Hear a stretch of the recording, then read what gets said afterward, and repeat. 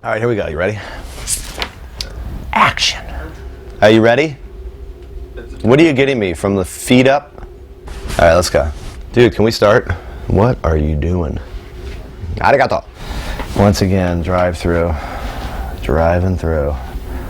Bunch of snow on a surfboard trip. What the hell's going on here, dude? I need some coffee. I'm starting to lose it, Spielberg. Did you get that, dude? Quiet on the set, bro. Fuck. Ran out of money, low budget. We're in like a motel. All right, here we go. No more green screen, just the reality. Dude, fucking learn that in film school, bro. They teach you a bunch of crap. Seriously. How long is this fucking interview, dude? And take one. Full name, Danny. It's Mark Occhilupo. Ozzie Wright. I am Benjamin Jordan Weatherley. Pat O'Connell. Full name, Alexander Wisdom Gray from Space, Zorb, what? Benji Jordan Weatherley. I come from Encinitas, California. I'm 32 years old and heterosexual on the weekends. Laguna Beach, California. Narrabeen in Sydney, Australia. I'm looking at you instead of the camera. Yep. My name's Mark Occhilupo. I'm 41 years old. I'm from the Gold Coast, actually Tweed Heads, northern New South Wales, Australia. They gave me these sweats, dude. There wasn't even my name on the sweats. Full name, Donavon Frankenreiter. And what did you want? Yeah, but what else? Nobody cares where I'm from. Donavon Frankenreiter from Laguna Beach, California. Don't use that at all in anything that you ever do. Well, it all started off where we flew in and waited for those other guys to arrive. But until they got there, we were like, fuck it, we're going surfing. So we went to a bakery straight out of getting out of the airport. Had no idea how to get to this place called Piha. Tried to ask directions from this guy. We didn't really know where to surf. We heard of this wave called Piha. And then drove out to this beach, Piha. All of a sudden I look over and Donovan's talking to this guy and he's like, all right guys, get up, here we go. Probably 50 knot onshore winds. It looked like a scene out of the Goonies when they come out of the ship and it's howling onshore and there's a pirate and all that stuff. He couldn't write him down. Some other guy was listening to it. He came in, he's like, hey, I'm going that way, follow me. Yeah, this is our buddy Sam, he's a professional golfer. He's gonna drive us all the way to Piha. Straight out of the gates, you know, great person from New Zealand coming to help us. We follow him all the way down to Piha. And it was a good way to start this, this trip. That was a super gnarly meltdown, sorry. God, take it easy. I would have mentioned his name in like 5 seconds. It looked just like victory at sea. We rocked up to the edge of that cliff and just saw 100-mile-an-hour winds. So instantly I was not happy. Let's be honest. We're so jet lagged and we got the crusty nose and we just want to get wet. We got in on 2 days before Ozzie and Occhi, and me, Alex, and Donovan. Me, Benji, Donovan. They went out, had breakfast. We had 2 days there by ourselves, and we were just going to wing it, hopefully get surf, but we were really just waiting for Pat, and I can't really tell what's going on. He's not just going to give us directions. This guy got in his car, drove us to the surf spot. And it was just like old Hawaii, a big valley, beautiful cliffs. And Piha was like an hour and a half away. No way we would have found it on our own. Surfed a little double up rip bowl and gangster beach break. So the very first session, I was like, is this the whole trip gonna be like this? It was a great way to just dust off the plane ride and start the trip. So I was totally upset. I almost cried a little bit. And we went from that beach to that change. They're gonna notice that, dude. I just got thrown into the mix with all these maniacs. You go in thinking, oh, it's gonna be, perfect. If you're sleeping in the back of the RV, it's totally cool. Get ready. Day 3. But if you're up in the back of the RV, it's just weak. A guy peeing over your shoulder, a guy farting on your left side. No time to chill out. Nobody sets alarms because Pat's up at 5. Loud music coming that you don't like. Come on, you guys, hurry, the cars are started, and we're all like, what? Everything was heavy in New Zealand. It got pretty scary at times. Up and at 'em every day. Well, I don't meditate, but I think I might have to. Just non-stop action. Everything was just like so harsh out there in New Zealand. You can't see anything. It's like Chinese torture. The drives were heavy, the surf was cold. Full on the go. So like 12 hours of that, you're like, I'll drive. I'm in prison for 14 days. And car sickness. It's prison rules from there on out. It was good for me, I feel good. But I thoroughly enjoyed it. I think this is my 12th trip to New Zealand, so I've been here tons of times. Usually I just go to Raglan. Went out to Raglan. Raglan. Drove out to Raglan. Go left at Raglan. Had to surf at Raglan the second morning. That was unbelievably horrible. I mean, I think I caught one wave, came straight in. All these towns have sprung up around the world that are total surf towns. And Raglan is one of those places. It's sort of like, kind of like a hippie sort of zone. I whined, I pouted, I literally couldn't feel my feet or hands. And it just has a good feeling to it, really. And if I only knew how cold it was going to get day 10 and day 14, I would have stayed out there in trunks. It's a total surfing village. So, we surfed Raglan. Day 2, Pat had a couple top turns, Alex did an air on a right, and Donnie irritated a bunch of people with the camera. And I just watched that session go down because I thought we'd have more. And so when we came in, it was like, you know, everyone's just kind of checking us out. I'm a hairy person too. I didn't realize that it helps down here. And so now I quit whining and let me see where we're at. My favourite driver was Occhi because he was hopeless. He crashed and he was just a character, but he was funny behind the wheel. And I've experienced Donavon's driving before. He's just pretty radical. Pat was a good driver. We're trying to find this guide, photographer, somebody that can take us somewhere, and this guy Corey Scott shows up. Corey's peering over the edge. He's like, pretty nice jump here. He knows more about New Zealand than I think even some of the surfers that live here. He knows so much because he's driven through New Zealand so many times. A 10-foot bush that you gotta jump over that, and then it looks like, I don't know, like a 60-foot drop into ice water. You know, we're in the middle of nowhere, and we all pulled over and we're like, what are we doing? And we look over the edge, it's like a 60-foot cliff. You know, none of us wanted to do it, nor if he would have been there, we would have drove right past it, but then sure enough, Alex, you know, says, I'll try it. We found out later Alex is a nude, what is it? Always nude. Actually, not an ever nude, always nude. Just like everything he does, he, for some reason, does it in the nude. He jumped off this huge cliff into like 30-degree water, and he said right when he landed in the water, he was like, he said he couldn't breathe because it was so cold. That's so cold. Oh my God. I'm trying to get my board shorts back on. Donnie throws something at me, pick up the thing, and I jump on the cliff and couldn't get up fast. I was sitting there just like, let's never do that again, guys. But it was just the experiences of like seeing the kid, you know, the Grom, Alex jump off that cliff, and then some of the guys getting the chance to fly fish, and then fly fishing rods, and we go fly fishing. You know, I've never fly fished in my life, and I totally ruined it for everybody, but scared all the fish away. Everybody got mad at me. It was totally lame. But then Corey bailed and went up the river and caught a big fish, and it was all good. Forget about it. Pat's really selfish. It's all about Pat. Drive through. Pat this, Pat that. I want coffee. Look at him. He never wants to drive. He doesn't really want to surf anymore. It's weird. He never is amped to surf. Never wants to surf. You got another question for me? I will tell you guys one thing. This is the most beautiful country I've ever been to. Even though we're driving for hours at a time, like it could be an 8-hour drive, 5-hour drive. It's just like, that's unbelievable. All the grass and the hillsides. What the hell's going on over here? Nobody's driven by for like 8 hours, and all of a sudden it's like friggin' truck drivers and the gas man show up. Hey, keep it down, dude. Oh yeah, tons of eels in the tons. All over. In Maori, they used to go in there and eel fish, or fish for eels or something. Hey, there's so many sheep everywhere along these hills. I mean, look at this place. I'm really in a studio. Feel. None of this shit's real. Bro. Know when to say when you're fly fishing. It's like if you're not going to catch one, you're not going to catch one. This is it. I mean, let's just go to a place where they stock the trout or something. I think I saw a brown trout. Hey, seriously.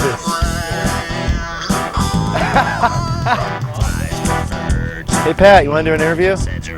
Hey, Pat. Oh my God. Pat takes naps now. You ready? Beautiful. I love this place. Waterfalls, chicken wings. Hey, did no one film it? No one went down there and filmed it? Did you catch this fish? Bullshit, they fucking caught one! I can't believe you dickheads didn't go film it. Shut the fuck up! What? Damn! It's huge! Ooh. You guys didn't buy that at the store, did you? Is it frozen? Oh my God! Hey, Corey, incredible. Did you catch that? Did Ock get it? That is insane. Hold it up. Let's see. Can't believe no one filmed that. Brown trout. Rainbow trout. We're gonna eat it tonight. How's that, Pat? Dude, I'm 21. You're still calling me a Grom? Are you, God, dude, I've been a Grom since I was like 9. When's it gonna end, man? The grommet was probably keener than me, but gee whiz, I mean, I'm good like that with surfing, but I'm always keen to surf, no matter kind of what it's like. It's probably what's kept me going. You know, I just love just getting out there and getting wet. So we were like, God, we gotta find something. We ended up going down like an hour-long dirt road, sketchy cliff, into this corner bank, and it was howling on shore and really mixed up. So I was just like, I can't believe this. This is gonna be another session. And then all of a sudden we see in the corner this little right wedge, and we're like, ooh, and even I had to admit, that's pretty good. So we're like, let's go. We ended up going out and having almost the best session of the trip. So fitting for me right now to do a trip like this. This trip, yeah, it's just really fitting for me because I'm retiring this year. That I'm just like, yeah, I've done the free surf thing for a few years in between my 2 stages of my career. When I took my 5 years off, for a few years I just done that. So I'm stoked to know that I can just go back to, you know, doing trips with the boys. This trip's really opened my eyes that it's life after pro surfing. How's the eating? How's the whole eating experience with 12 people? It's a bit of a mission. Every time every time Pat wants a coffee or something, then everyone goes, yeah, I'll have a coffee. You might as well, you know, just for something to do. And because, you know, you're going to have to wait for one person to do it, so then everyone decides that they have to do it as well. And then next thing you know, it takes an hour and a half just to get a drink. And then every single time the car stops, you go to a petrol station just for something to do. You like buy a drink, even though it's probably the same thing that you bought in the car already. Like I know we had like 10 litres of water in the car, and every time we'd stop at a petrol station, everyone decided they need to get some water. So it would take an hour. You're just going, oh, you guys. Then one person wants a piece of cake, everyone goes, I want a piece of cake, I want a piece of cake, yeah. And you get 12 pieces of cake, and then at the end, like they're all like half, you know, one bite out of half of them, and it's just like, oh. I just remember the first little one we went down was like that big. We went down and got stuck, flipped, and I was under the raft, like just like holding on. And we thought, yeah, this will be fun, we'll all get on a riverboat. Level 5's like you die. We went on level 2 ones. I guess they weren't that heavy, but I don't know, the whole thing about rivers and shit sucks you under, and there's like rocks everywhere. Pat was right here looking at me, and I was like, oh my God, what the hell's going on? Rocks, we're hitting rocks. Like we're getting hit by rocks. Some people couldn't breathe. I didn't know if the instructor was saying let go of the raft or hold on. So I just held on, but she was saying let go. I was all freaked out going down the river, and the river's like 40 below. Freshwater eel everywhere, and it's gnarly. And she's like, look, the next waterfall is gonna be really big. Rocks everywhere, you fall out. Pat almost broke his nose, bored him right in the face. Benji dislocated his finger. I was just like, I'm out of here. They lined us in this like dry suit gear. We had helmets on. We get in the river. We come down this little rapid. If you guys flip, you may get pinned for like 40 seconds. She flips us on purpose, and I'm under the raft by myself. Are you guys there? What's going on right now? Are you guys under the raft? And I started laughing, and they're all laughing. You can hear them. This is rad. Oh my God, rocks! And you hear everyone screaming, dude, oh, wham! Somebody hits him in the face with a paddle. Oh my God, I think I broke my nose. And all this happened in the first 2 seconds of the rafting. And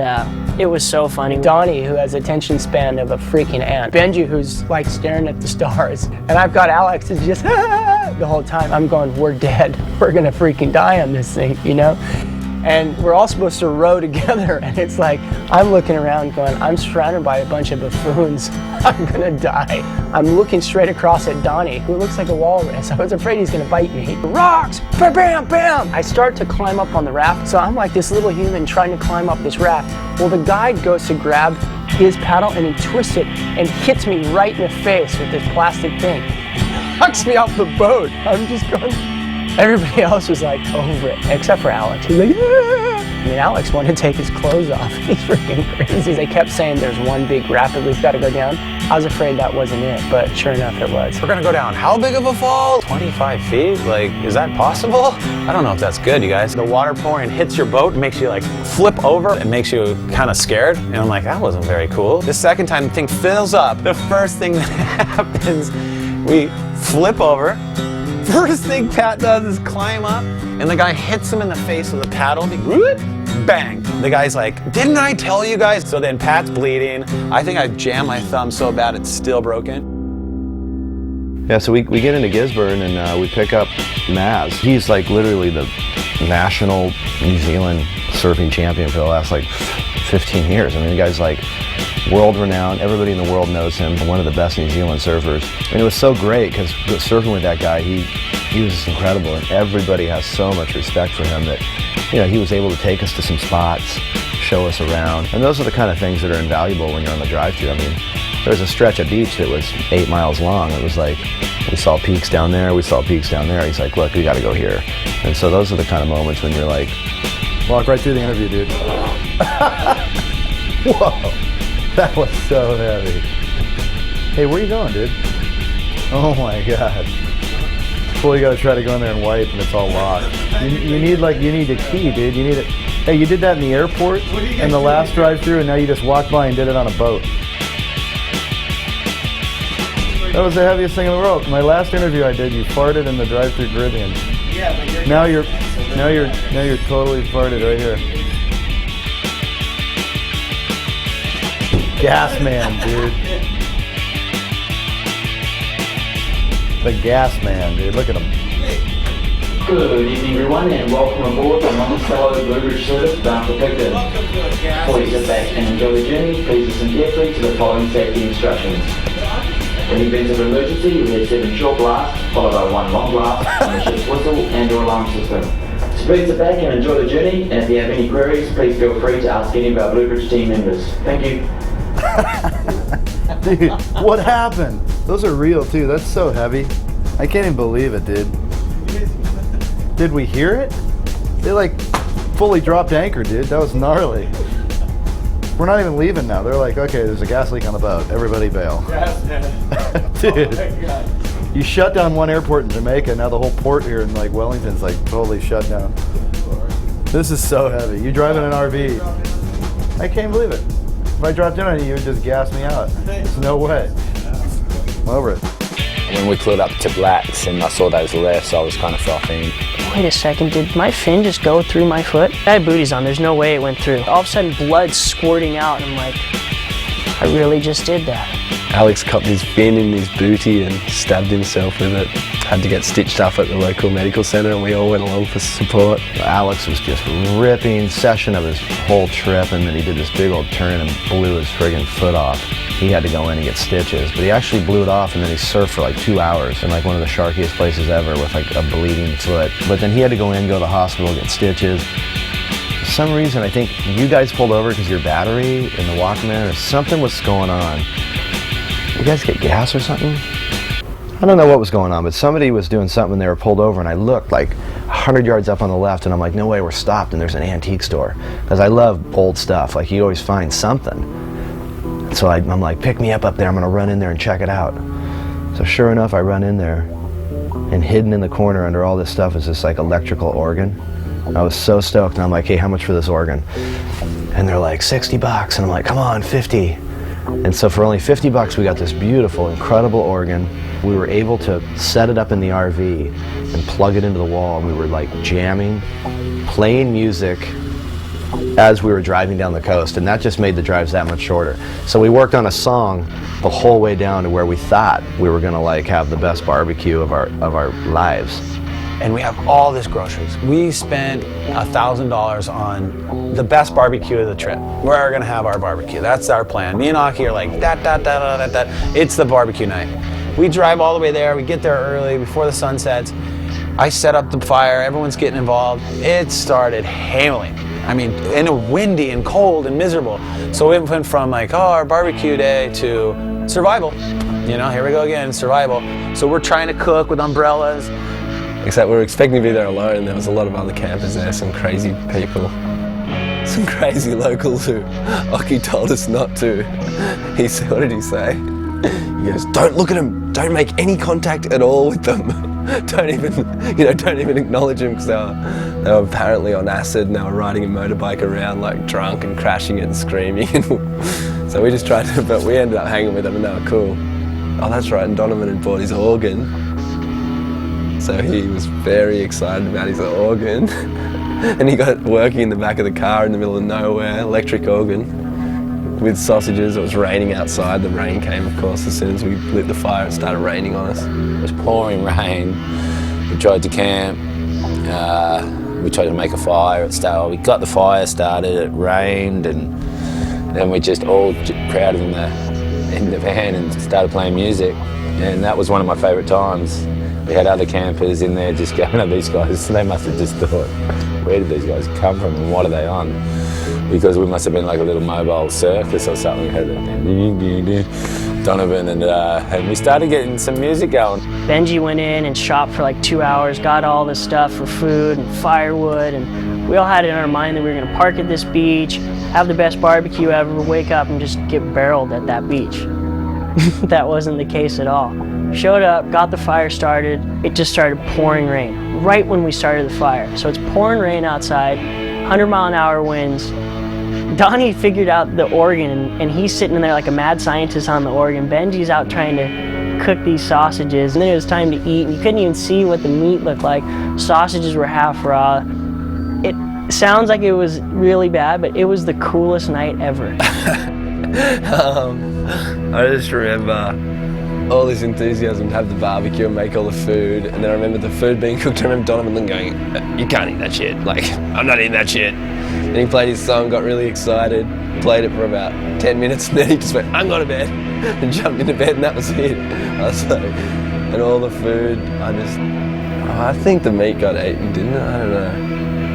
But I remember I think we've still got a whole lot of food in that van that we should probably eat. Donovan stopped and bought a piano or an organ and put it in the car. That basically took my sleeping spot, which was pretty heavy. I was like, all right, wow, this is really getting heavy. It's probably about 40 degrees outside, if that, and it's raining. Literally much colder than what it snowed. I think we were thinking at that point, hey, it might snow tonight. We're all crowded around this thing, and the next thing you know, we're sitting inside this little camper van singing songs, and we took what was supposed to happen outside, you know, under the stars, and brought it inside to this little camper, and there was some unbelievable, hilarious, best moments ever. When Occhi sang his verse of the song, that's as happy as I've been on the trip. It was so good, and it's what it's all about. There was like 40 people camping next to us, and they all came to our place and all wanted us to go inside our RV. Our RV fits 6 people if they're all up against a wall. I mean, for real. There was 20 people, and they're all just spectating on the organ that was in the middle of Donovan playing, with Pat playing guitar and Ozzie like hitting himself with a hang and Alex playing it. It was just incredible. It went from where usually if you're in a barbecue situation and you couldn't really make it and you're starving and you're wet and you're irritated, everyone would have been mad. Nobody was mad. Everyone had the best night. It was probably one of the best nights of the trip, and it was the worst night too.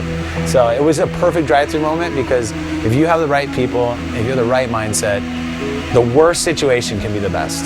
And that's when everybody realized, like, it doesn't matter, man. It's just, it might be freezing and we might be sleeping in our own feces, but we are on a drive-thru and we're all gonna have fun. I think I got food poisoning though, because I peed out my butt for like a week. There were those little sausage things you cook for 40 minutes. We cooked for 5. I think it says on the package, if you don't go over 4, you're dead. We went 5. But basically there's room service.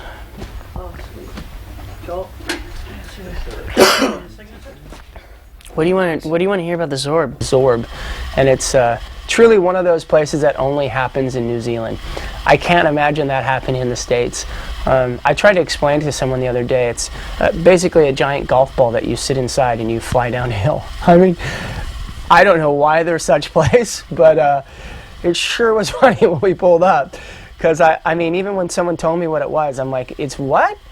And okay, there's this thing they do in New Zealand, it's called Zorbing. What the hell is Zorbing? You get inside this plastic ball and they push you down this grassy knoll. It sounded like a lot of fun. Inside sphere that you get in, bigger one outside. It has like water in it and they have a track that you go down. I get claustrophobic. It's like kind of hot and steamy inside this Zorb. All right, you ready to go, mate? And you're like, yeah, I guess. And they're like, ooh. And there's like only a zipper on the outside. And then I was like, get me out of this fucking Zorb, dude. I was getting claustrophobic and all hot. So you're like rolling around in this plastic ball. What the hell am I doing in this thing? Like, I did it twice and it was a lot of fun, but Zorb was Zorbernaut. We all became Zorbernauts and went to Zorberland. Cool, it's like something I never ever heard of before. Definitely a trip. And then they like unzip it and they're like, hello. You're like coming out of the womb again, like being reborn. You're all, bleh, bleh, you're reborn, mate.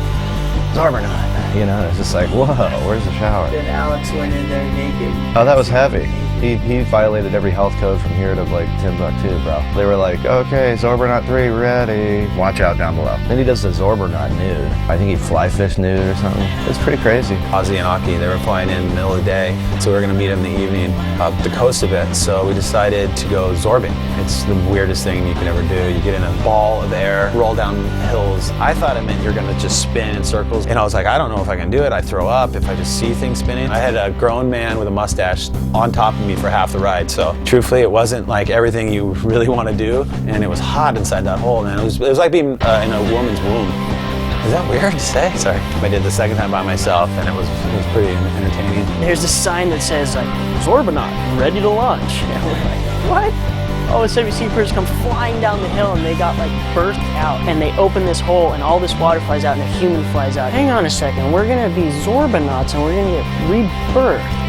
Right. I thought this was a surf trip. Hey, Zorbernaut, ready to launch. Zorbernaut fart. You can hear those guys screaming. It's a clear ball, so all you see is them bouncing all over the place. Human Zorbasm, extreme bubble ball boy. Pat and I were losing it. We couldn't get in the next ball fast enough.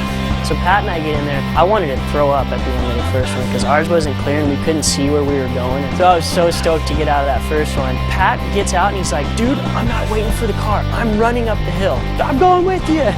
So we didn't even wait for the car to take us back up. We were so stoked on the Zorb, we ran back up there. You ready to be a Zorbnaut? You sure about this? I'm like, sure, man. He's like, all right, it might get a little weird in there. I'm like, what? It's hot. It was like a jacuzzi in there. He took off his clothes and he said, can I jump in nude? Dude, I used to do that when I was his age. He's like me, but younger. You know what I mean? I was kind of blown away. But it was nice because the water was warm. Maybe you wouldn't notice it from when Alex got out of the Zorb. You can't imagine something like that just existing just out of nature. It was so perfect. Natural, beautiful rock slide. Somebody built it, but they didn't. It's like natural. Beautiful sloping thing into a pool that you could just fly down on the mossy rocks. That was fun. The rock slide was weird. I looked at it and I went, this is either going to be like super fun or somebody's going to get hurt. I was hoping it wasn't going to be me. He goes, yeah, it's a little bit crazy, but it's not that big of a deal. You know, it's an 80-foot cliff. It's like, great, here we go again. No, it's not the most inverted slide ever, but crazy enough for me to almost break my back. But it actually wasn't that dangerous, except if you're Benji Weatherley. I think walking on the street is dangerous for Benji. It was so funny watching everybody ride these boogie boards down this rock slide. It was so much fun. Get going and you can stand up. He told everybody, hey, don't try to do tricks because you'll fall off this thing. But then he didn't tell anybody there's a knot, and it's really hard to hit, but if you hit it,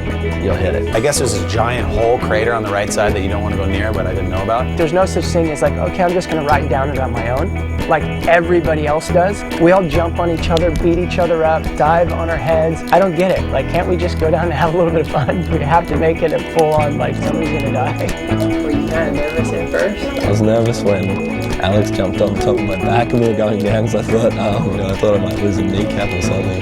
But I think we all started getting the hang of it at the end, you know, where you slide down and you can stand up and get a little thing going. Every time someone has to get hurt on a drive-thru, maybe even multiple times, but I ended up being that guy. Benji was lucky he didn't get his nose scraped off his face, bounced into the air, gave up and put his face down and went down the rocks.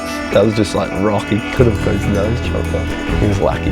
It's my turn to be a jackass, and I go to do one of those belly spins because I used to boogie board in my past life. So I'm doing the belly spin and I'm waving to the guys like, yeah, this is so fun. So then next thing I know, I'm going down backwards and I start going feet first and I'm laughing and I think I'm still waving, having a good time, and I fall into a hole. For some reason, I'm like pretty limber, so I do a butt arch, like that. I don't think I'm gonna still have kids, man, because I hit, boom, and got like 5 feet in the air, 5 feet. And it didn't even hit my private parts. It just hit me so hard, I think there's no kids in my future. Broke. I might actually have cracked my face. And we thought for sure that was it. He broke his tailbone, end of the trip, he's going home. It was the worst thing, but the most funniest thing I've ever seen happen. Oh, it's so funny when he hits that knot. I mean, it was unbelievable. So I see Benji takes off, does this belly spin. He ended up not getting hurt too bad, but he decides to take off. And he goes to look at us and he's like, you know, does this thing. Then he loses the boogie board. And he's laughing at us, laying on his back like, this is fun. Stop, and then like fly in the air like 5 feet, grab his back.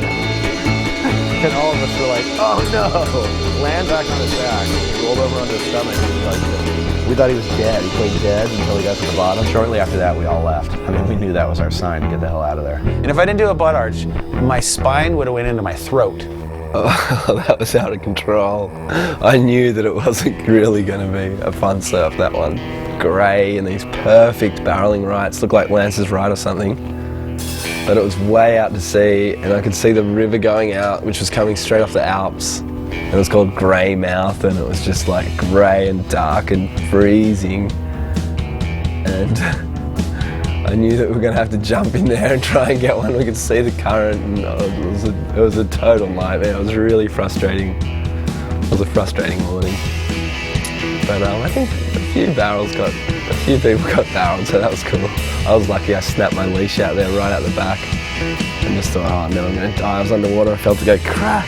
It was calmer actually, because before I got ready, when I was getting ready, my leggy was like really thin. I saw Maz's and it was pretty good, so I took it and put it on my board. And I went, oh, I'm going to use Maz's leggy, that'll be sweet. Then on the way, I was like, went over the falls on one and just felt it went, oh my God, because we were like a mile out to sea and the current was going, the wind was going like offshore.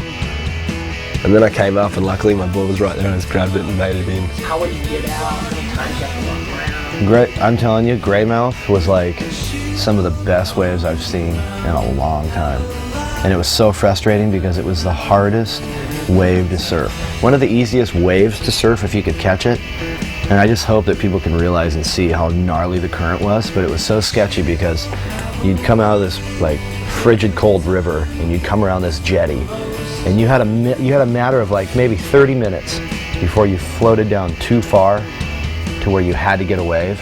And it was like as soon as you caught a wave, that was your one wave for that session, and then it was going to be another 45 minutes to an hour before you walked all the way along the beach, back around the river, and around and back out. It was gnarly. But we were standing there going, oh my God, look at that wave. Like some of the best, if we had a jet ski that day, it would have been the best surf we've gotten in a long time. Because there was this perfect, glassy offshore. When people see the footage, they're going to think that we were nuts, that we couldn't catch those waves. Because those waves were unbelievable. We pull up, and I remember thinking, we're all in the car like, I hope it sucks, man, I hope it sucks.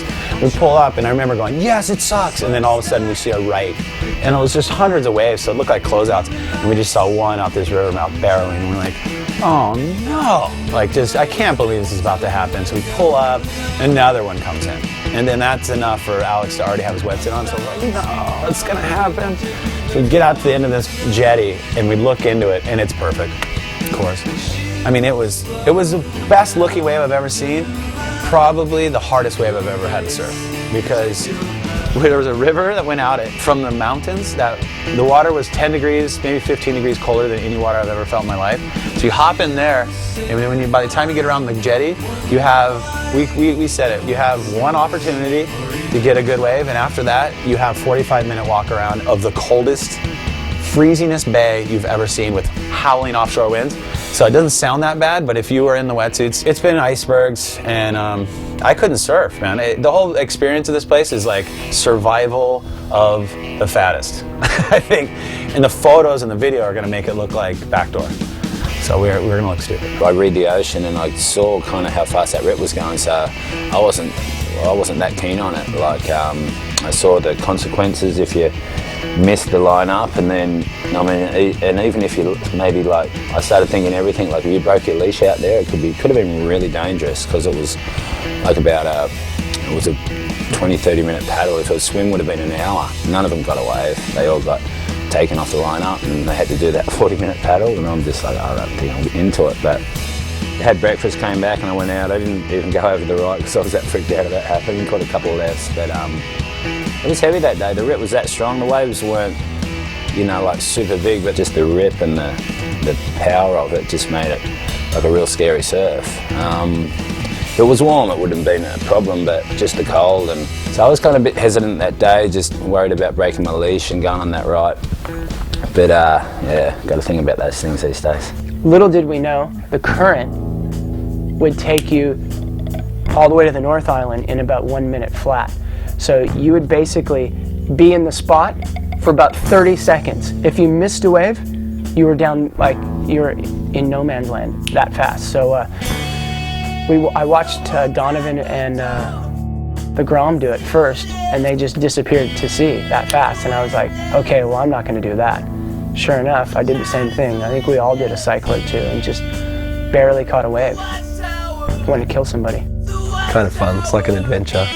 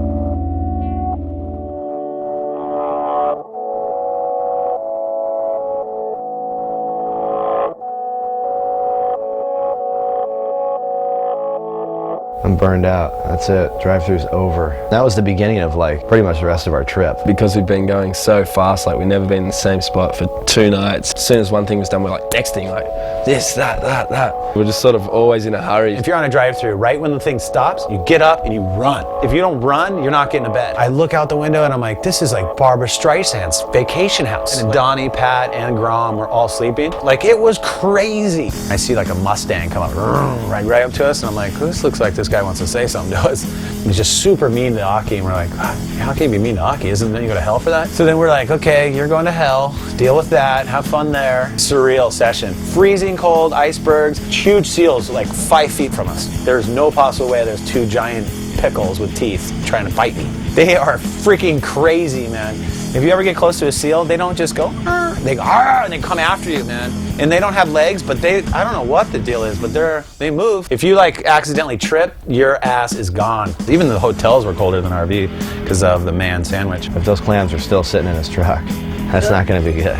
Penguins and killer whales and seals and sharks and gnarly stories of sharks and stuff. These huge bells on the beach. They would just run over and ring the bell and everybody had to paddle in. It was nuts. Everywhere we parked, it was like, no, they'll wake you up at 6 in the morning. No, they're going to like tow you from here. Every time we slept in the RV, it was like, welcome to the Arctic Circle. I mean, we didn't have enough blankets. I mean, it was nuts. Wind, rain, Benji. I mean, just how can you even organize? We gotta drive another 6 hours to get around that point. Let's do it. I think Occhi drove for a little bit and then we were like, dude, get out of the driver's seat. I think he ripped off a sign, couldn't find the gears, and it was just crazy. Almost got ran off the road. It was nuts. Snowball fights. We're on a surf trip. I didn't hear any of that stuff, but I just heard rumors. Pat was all over the place. Little buddy couldn't see over the wheel or something. Occhi drove a little bit, kind of scared a little bit. I think he hit a tree. Oh wait, no, sorry. Occhi hit a sign, I think. I hate Alex. I hate Occhi. I hate Donovan, and screw Pat, you know? No, I'm just kidding. Sprinting on the beach doing the robot. People that are yelling and screaming and needing attention. Donnie and me. Surfing all day, driving all night. We drove all night. We didn't eat breakfast. We surfed all day.